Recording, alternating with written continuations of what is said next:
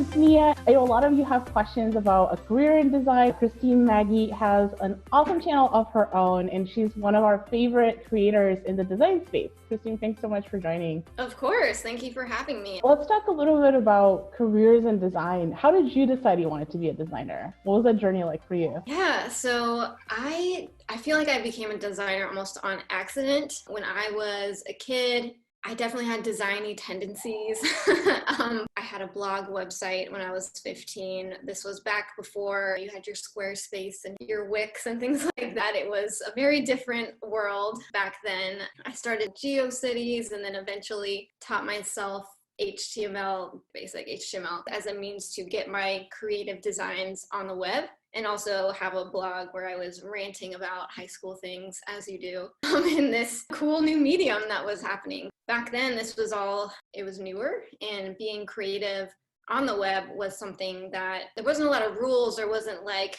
design patterns as we know them today. So I was just really having fun with it. I love just putting together layouts and photoshopping the heck out of photos, and I was doing it as a creative expression in a way, and it's turned into my job, and not a lot of people can say that, so very thankful. For those folks watching us that are in college right now and really thinking through, do I want to be a designer, or maybe I'm super artistic but I'm scared about doing it professionally, how do you know it's for you? How did you really decide that this is the thing versus this is like a hobby or something I love? How did you know it was your calling? I don't know that anyone knows, to be honest. I don't think that you necessarily have one calling for your entire career. When I was in college, even when I graduated, I had never heard of UX design. Probably 5 or 6 years into my career before I heard about this. And now that's my title, right? I'm a senior UX designer. Like, I never could have predicted that my path would have taken me this way. I think we put so much pressure on ourselves to have it all figured out. I know exactly what I'm going to be doing forever, and it's going to be my one true purpose. And I was stuck in that for a long time. And I had to realize that I may not know what that is. And it may change, I may change, my interests may change, and that's absolutely okay. I heard this quote from a conference. I don't remember who said it, but it really stuck with me. It was like, your career doesn't have to be a ladder where it's kind of in school. They present, you're going to be junior designer, then you're going to be senior designer, then you're going to be creative director and art director, and then you're going to have your own agency, or you're going to be a freelancer. Like, those are your two options. But your career does not have to look like that. You don't have to climb any set ladder. Rather, you can think about it as, spare me the weirdness here, but like a lily pad. You're here, you're growing, you're learning, you're experiencing, you get a new interest or something over there piques your interest, you're passionate about that. Now you're like, let's try that. So you go over there, and then you're growing, you're learning, experiencing, ooh, what's over there?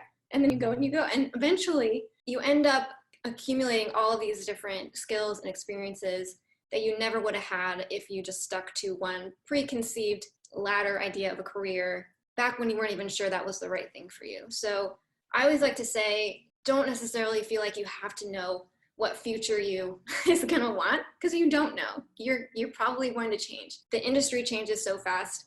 Technology changes so fast. You are probably going to be in a job you've never heard of in 10 years, right? Like, things are going to change, and that's okay. But if what interests you right now, where your skills are lining up, what opportunities are in front of you right now, and that's a good step for you, then go for it and see what it's like, and you'll learn from it. Whether it's a good fit or a bad fit, that's valuable information for you to take to the next place. Over every place I've worked, you always walk away with knowing a little bit more about yourself and what works for you and what doesn't work for you. And that's all great information going forward. And yeah, I think that's one exciting thing about working in tech or being in design, is that you don't know where life's going to take you. And it's a little uncomfortable to be okay with that, but it's so important to go with what you do know and be okay knowing that when you get to that future point, you'll figure it out, just like you're figuring it out right now. I know a ton of designers that call themselves like a graphic designer, even just 5 years ago. And now there's UX design and product design, and companies have so many different new titles